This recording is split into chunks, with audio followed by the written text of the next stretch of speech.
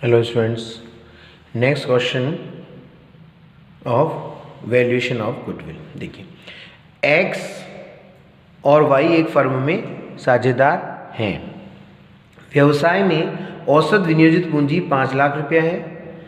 औसत विनियोजित पूंजी दे रखी है आपको क्वेश्चन में, कैलकुलेट नहीं करनी पड़ेगी। फर्म लाभों की बढ़ती हुई प्रवृत्ति को प्रकट करती है, जैसा कि फर्म के आय व्यय विवरणों द्वारा गत 5 वर्षों के लाभों से प्रकट होता है। मतलब बढ़ती हुई प्रवृत्ति का मतलब यह है कि लाभ लगातार बढ़ रहे हैं। ये लाभ इस प्रकार हैं: 11-12 में 60,000 थे, 12-13 में 70,000 हो गए, 13-14 में 80,000 हो गए, 14-15 में 85,000 हो गए, 15-16 में 95,000 हो गए। मतलब लगातार लाभों में इंक्रीजिंग ट्रेंड देखी जा रही है। अब है 1 अप्रैल 16 को एक्स फर्म से अवकाश ग्रहण करना चाहता है और वाई उसका हिस्सा खरीदना चाहता है। ख्याति की गणना करने के बारे में साझेदारों में आपसी मतभेद है। विनियोजित पूंजी पर प्रत्याय की सामान्य दर 10% वार्षिक है। मतलब नॉर्मल रेट ऑफ रिटर्न जो दिए है वो है 10% वार्षिक। आपको इस मामले का निर्णय करने के लिए पंच नियुक्त किया जाता है। अपने निर्णय के समर्थन के कारण भी दीजिए। स्वामी का उचित पारिश्रमिक 1,000 रुपये प्रतिमाह माना जाए। ख्याति का मूल्यांकन अधिलाभों के 3 वर्षों के क्रय के आधार पर करना है। अधिलाभों के 3 वर्षों के क्रय के आधार पर। तो अगर हम शुरुआत करें कि goodwill is equal to super profit multiplied by 3, यही तो होगा।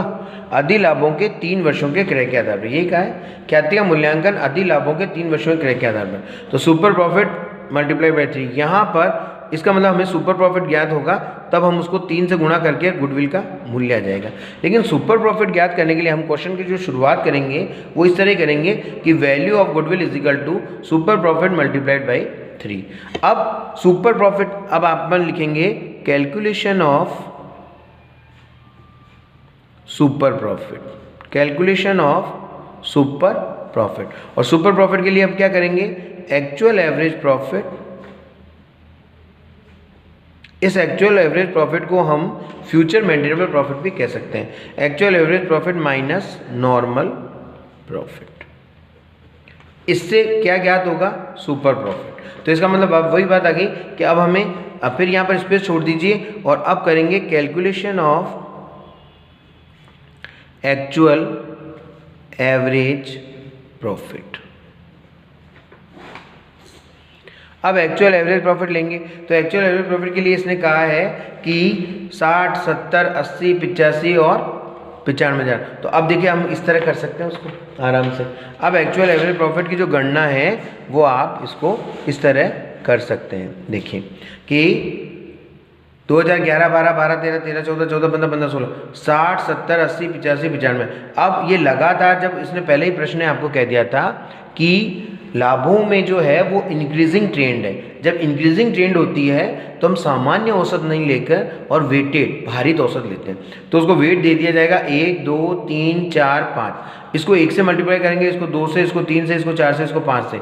जो प्रोडक्ट का सम होगा, टोटल होगा, तो उस टोटल में फिर 15 का भाग लगाएंगे, क्योंकि हमने वेट 15 दिए, तो 15 का भाग लगा देंगे तो ये आ जाएगा भारित औसत लाभ 83,670 रुपये।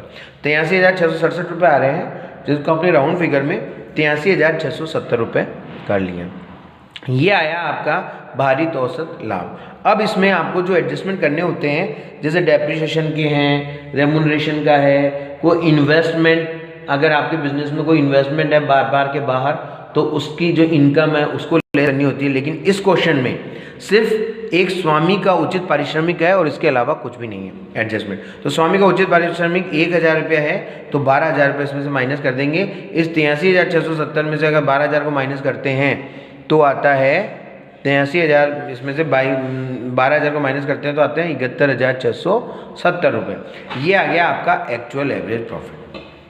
जो हमें एक्चुअल एवरेज प्रॉफिट 71,670 जो हमें यहाँ लिखना है 71,670 रुपये, ये एक्चुअल एवरेज प्रॉफिट आ गया। अब हमें ज्ञात करना है नॉर्मल प्रॉफिट। तो नॉर्मल प्रॉफिट के लिए मैंने आपको कहा था कि उसका जो फॉर्मूला होता है वो होता है, चाहे अंतिम विनियोजित पूंजी कहे प्रश्न तो अंतिम विनियोजित पूंजी, और नहीं तो औसत विनियोजित पूंजी। अगर वो जो प्रश्न कहेगा अंतिम या औसत तो वो निकालेंगे पहले, फिर उसको सामान्य रेट ऑफ रिटर्न जो होती है, नॉर्मल रेट ऑफ रिटर्न, उससे मल्टीप्लाई कर देंगे। तो इसमें औसत विनियोजित पूंजी आपको दी हुई थी। इस प्रश्न ने आपको औसत विनियोजित पूंजी ऊपर ही ऊपर लिख दी थी कि 5 लाख रुपए आएगी औसत विनियोजित पूंजी। देखिए व्यवसाय में औसत विनियोजित पूंजी 5 लाख रुपए है, इसका मतलब इसने एवरेज कैपिटल एम्प्लॉयड आपको बताया हुआ है। तो एवरेज कैपिटल एम्प्लॉयड को नॉर्मल रेट ऑफ रिटर्न से गुणा करना है। नॉर्मल रेट ऑफ रिटर्न भी कहा है कि 10% है, तो इसका मतलब सीधा सीधा हो गया ना कि नॉर्मल प्रॉफिट के लिए तो कि 5 लाख का 10%, मतलब 5 लाख का 10%। तो नॉर्मल प्रॉफिट हम यहाँ ही कैलकुलेट कर सकते हैं कि 5 लाख जो औसत विनियोजित पूंजी है उसका 10%, ये आ जाएगा नॉर्मल प्रॉफिट। तो ये होगा 71,670 माइनस 50,000, क्योंकि 5 लाख का जो 10% होगा वो 50,000। तो ये हो गया। इसमें से अगर 50,000 को माइनस करते हैं तो अपने आते हैं 21,670 रुपये। ये 21,670 रुपये ये आ गया आधी लाख। आगे बात समझ में। सबसे पहले इस क्वेश्चन को हम शुरुआत यहाँ से करेंगे कि गुडविल किससे निकालनी है। गुडविल निकालनी है सुपर प्रॉफिट गुणा 3। अब 4 लाइन छोड़ दीजिए, इस पर छोड़ दीजिए, फिर आगे लिखिए calculation of super profit. Super profit कैसे निकालते हैं? Actual average profit minus normal profit. फिर 4-5 लाइन छोड़ दीजिए, फिर निकालेंगे एक्चुअल एवरेज प्रॉफिट, फिर निकालेंगे आगे नीचे नॉर्मल प्रॉफिट, फिर उन दोनों को अपनी अपनी जगह लिख देंगे कि ये आ गया एक्चुअल एवरेज प्रॉफिट और ये आ गया नॉर्मल प्रॉफिट। अब आ गया ये अधिलाभ। अब इन अधिलाभ को ऊपर ले जाइए 21,670, 21,670 रुपये ये आ गया सुपर प्रॉफिट मल्टीप्लाइड बाई 3। अब 21,670 को 3 से गुणा कर दीजिए, 0 3 21 की 1 2 18 2 20 2